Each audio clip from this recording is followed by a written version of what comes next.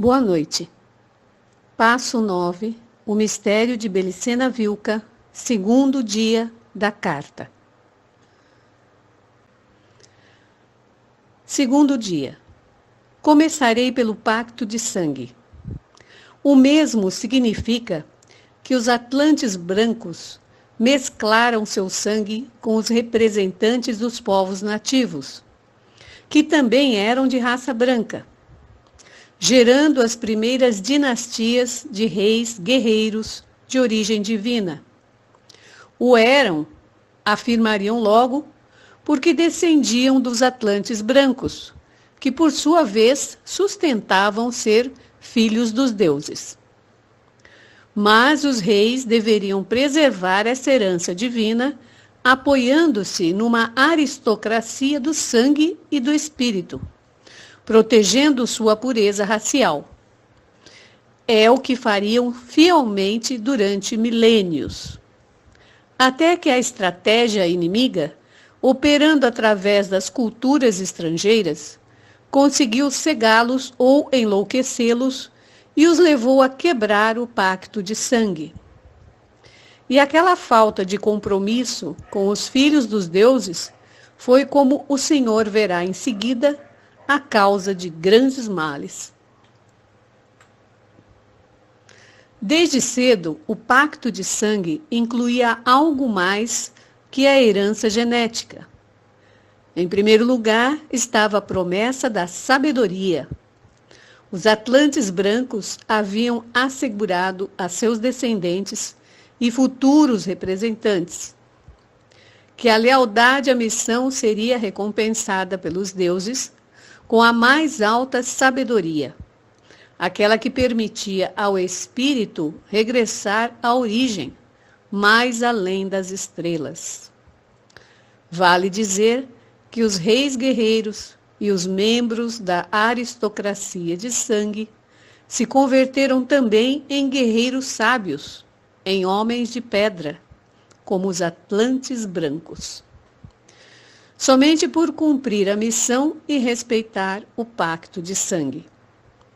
Pelo contrário, o esquecimento da missão ou a traição ao pacto de sangue trariam graves consequências. Não se tratava de um castigo dos deuses, nem nada semelhante, mas de perder a eternidade, quer dizer, de uma queda espiritual irreversível, mais terrível ainda que a que havia aprisionado o espírito à matéria.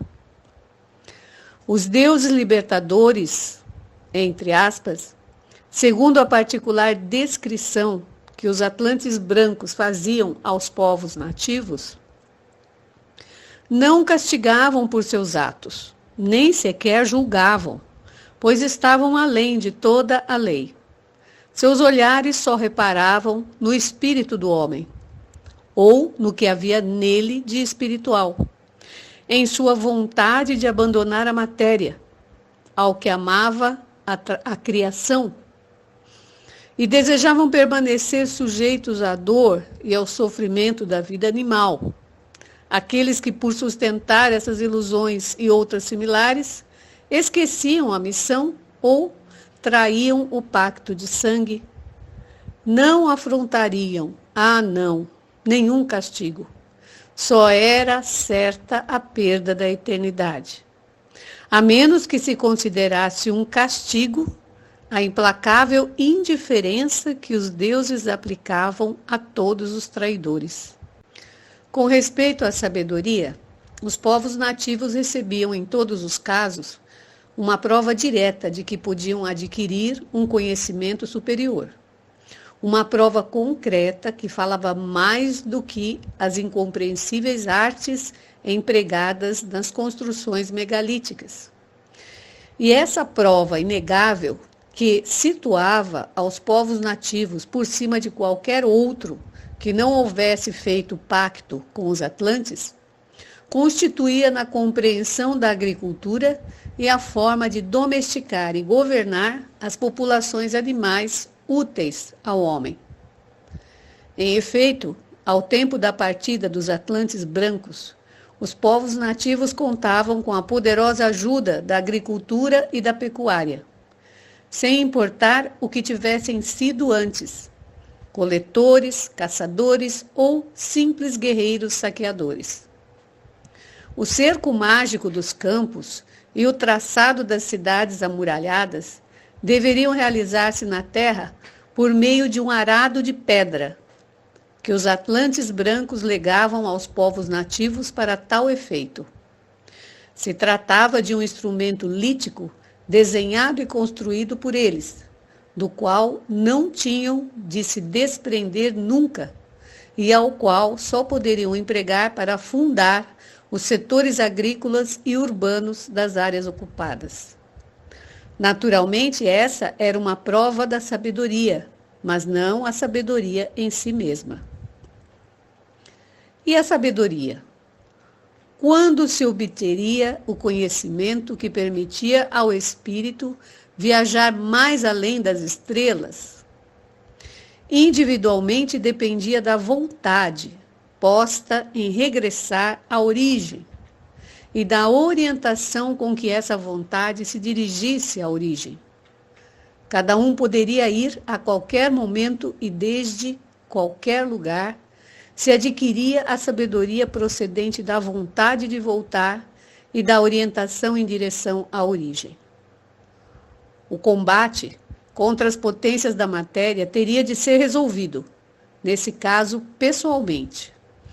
Tal constituiria uma façanha do espírito e seria tido em alta estima pelos deuses libertadores.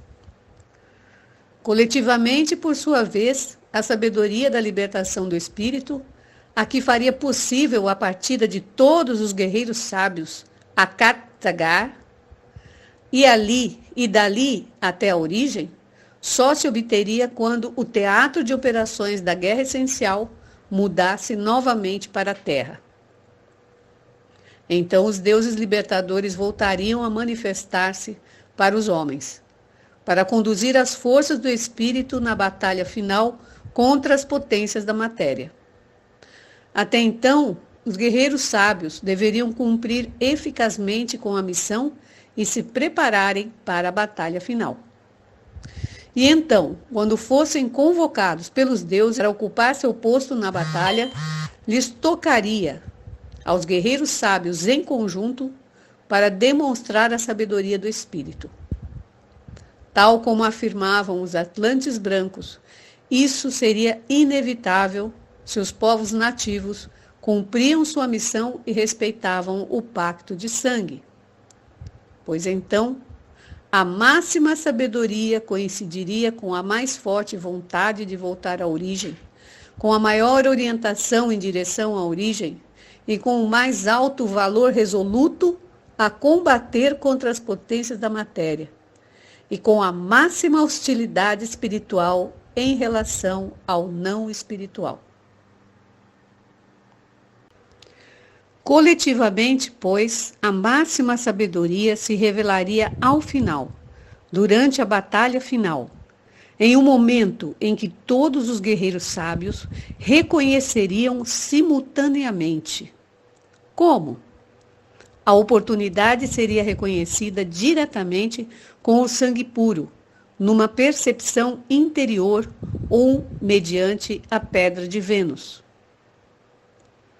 Aos reis guerreiros de cada povo aliado, quer dizer, a seus descendentes, os atlantes brancos legavam também uma pedra de Vênus, gema semelhante a uma esmeralda do tamanho de um punho de criança. Aquela pedra, que tinha sido trazida à terra pelos deuses libertadores, não estava facetada de modo algum, mas finamente polida, mostrando sobre um setor da superfície uma concavidade leve, em cujo centro se observava o signo da origem. De acordo com o que os atlantes brancos revelaram aos reis guerreiros, antes da queda do espírito extraterrestre na matéria, existia na Terra um animal-homem extremamente primitivo, filho do Deus criador de todas as formas materiais. Tal animal-homem possuía a essência anímica, quer dizer, uma alma capaz de alcançar a imortalidade, mas carecia do espírito eterno que caracterizava os deuses libertadores ou o próprio Criador. Entretanto, o animal-homem estava destinado a obter evolutivamente um alto grau de conhecimento sobre a obra do Criador, conhecimento que se resumia no signo da serpente. Com outras palavras, a serpente representava o mais alto conhecimento para o animal-homem. Logo de protagonizar o mistério da queda, o espírito caiu incorporado ao animal-homem, prisioneiro da matéria, e surgiu a necessidade de sua libertação. Os deuses libertadores, que nisso se mostraram tão terríveis quanto o maldito Deus Criador, carcereiro dos espíritos, só atendiam, como se disse, a quem dispunha de vontade de voltar à origem e exibiam orientação em relação à origem. A esses valentes espíritos, os deuses diziam: perdeste a origem e és prisioneiro da serpente. Com o signo da origem, compreende a serpente e serás novamente livre na origem. Assim, pois, a sabedoria consistia em compreender a serpente, com o signo da origem. Aqui a importância do legado que os atlantes brancos concediam pelo pacto de sangue, o sangue puro, sangue dos deuses, e a pedra de Vênus, em cuja concavidade se observava o signo da origem. Essa herança, sem dúvida alguma, podia salvar o espírito, se com o signo da origem se compreendia a serpente, tal como ordenavam os deuses. Mas concretizar a sabedoria da libertação não seria tarefa fácil, pois na pedra de Vênus não estava plasmado o signo da origem. Sobre ela, em sua concavidade, só se podia observar. E ouvia ali somente quem respeitava o pacto de sangue, pois em verdade o que existia como herança divina dos deuses era um símbolo da origem no sangue puro, o signo da origem, observado na pedra de Vênus, que era só o reflexo do símbolo da origem presente no sangue puro dos reis guerreiros, dos filhos dos deuses, dos homens semidivinos que, junto a um corpo animal e uma alma material, possuíam um espírito eterno. Se se traía o pacto de sangue, se o sangue se tornava impuro, então o símbolo da origem se debilitaria, e já não se podia ver o signo da origem sobre a pedra de Vênus. Se perderia assim a possibilidade de compreender a serpente, a máxima sabedoria, e com ela a oportunidade, a última oportunidade de se incorporar à guerra essencial.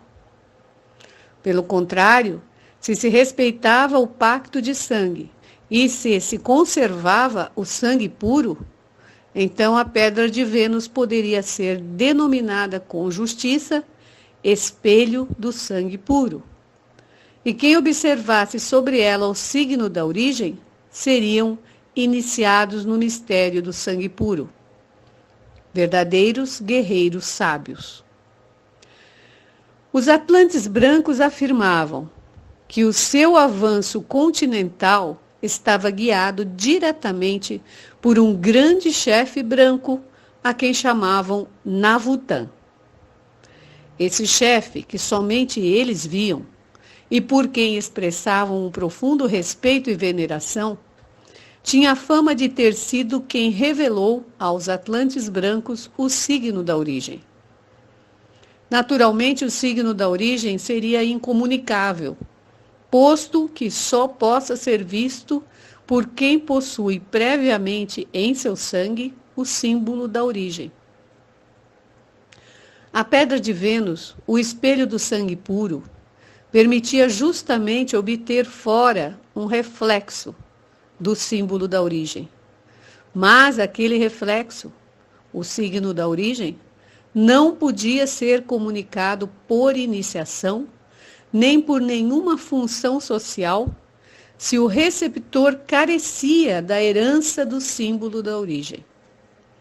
Inclusive, entre os atlantes brancos, houve um tempo em que só uns poucos, individualmente, conseguiam conhecer o símbolo da origem. A dificuldade estava na impossibilidade de estabelecer uma correspondência entre o criado e o não criado.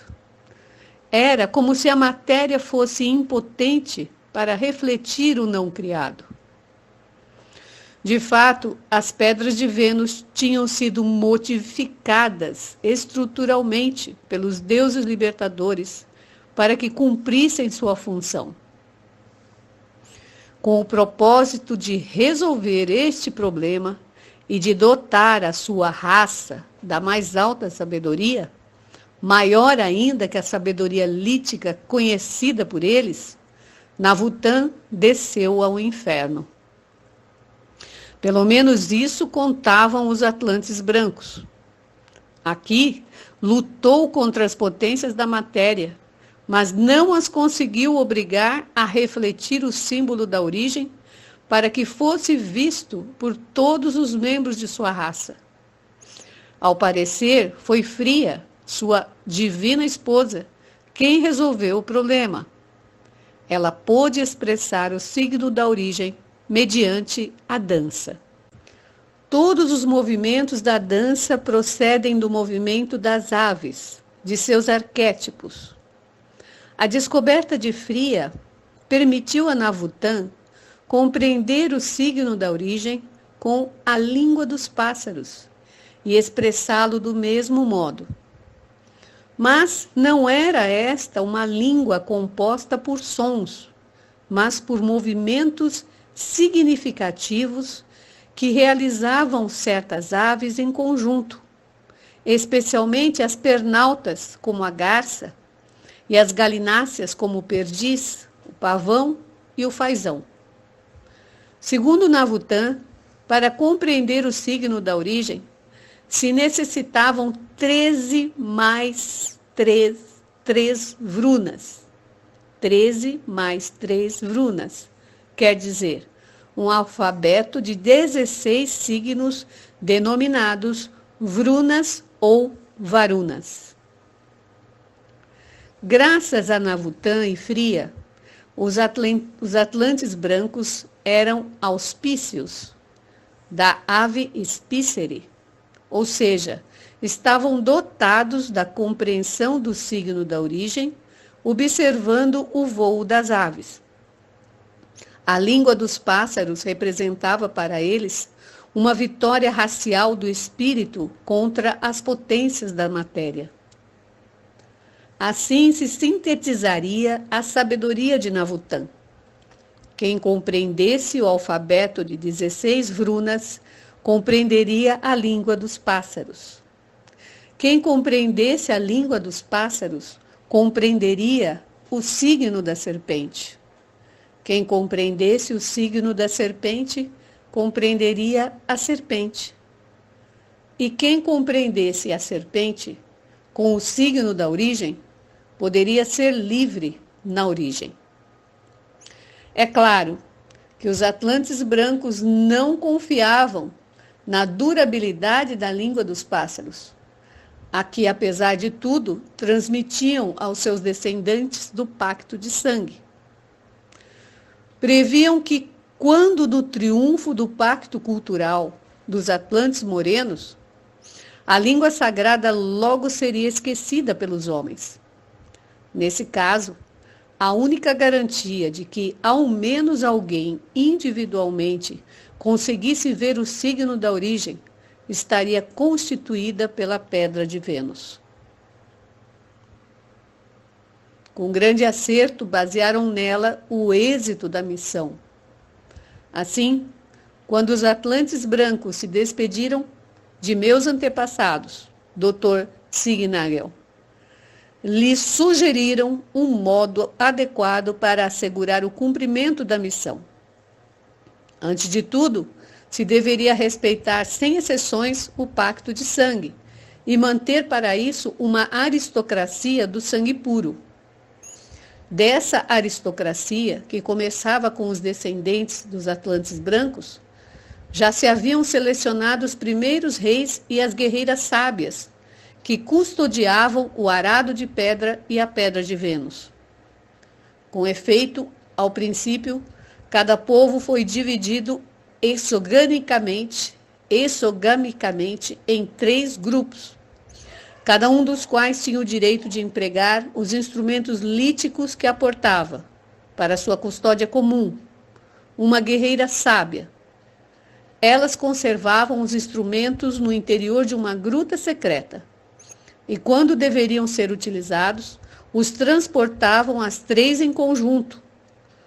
Os três grupos do povo possivelmente obedeciam ao mesmo rei.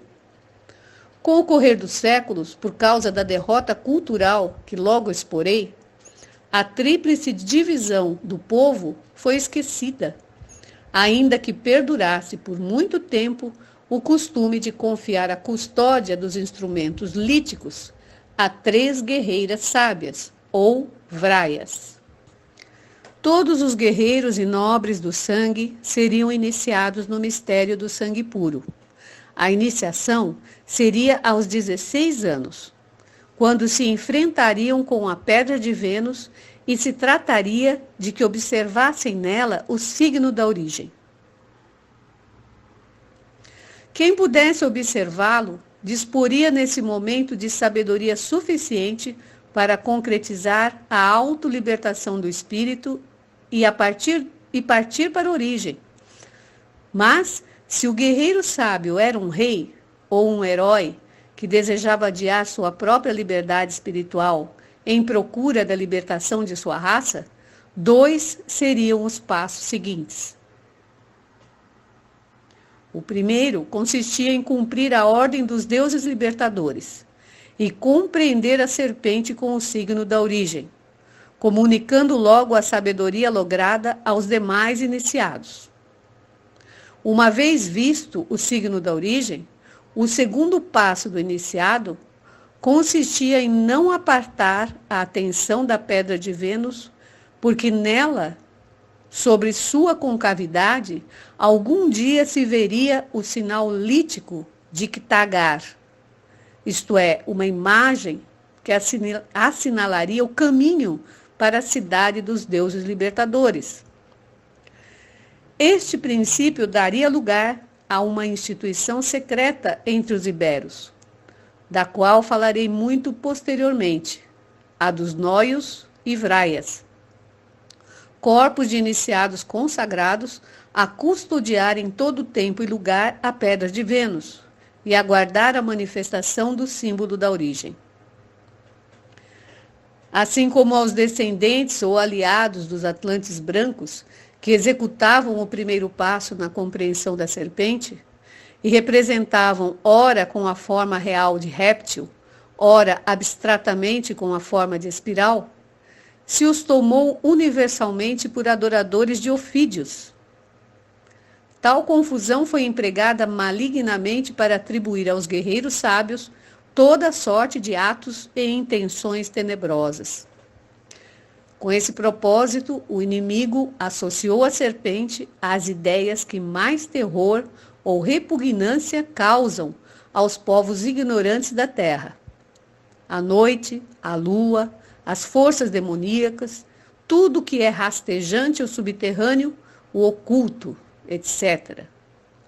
Desse modo, mediante uma vulgarização caluniosa e mal intencionada de seus atos, já que ninguém, exceto os iniciados, sabia da existência da pedra de Vênus e do signo da origem, se conseguiu culpar aos guerreiros sábios de magia negra, quer dizer, das artes mágicas mais grosseiras, aquelas que se pratica com o concurso das paixões do corpo e da alma. Curioso paradoxo! Os iniciados no mistério do sangue puro, acusados de magia negra e de humanidade, Justamente eles, que por compreender a serpente, símbolo total do conhecimento humano, estavam fora do humano. Até aqui o segundo dia da carta de Belicena Vilca. No próximo estudo, abordaremos o terceiro dia. Muito obrigada a todos. Uma boa noite.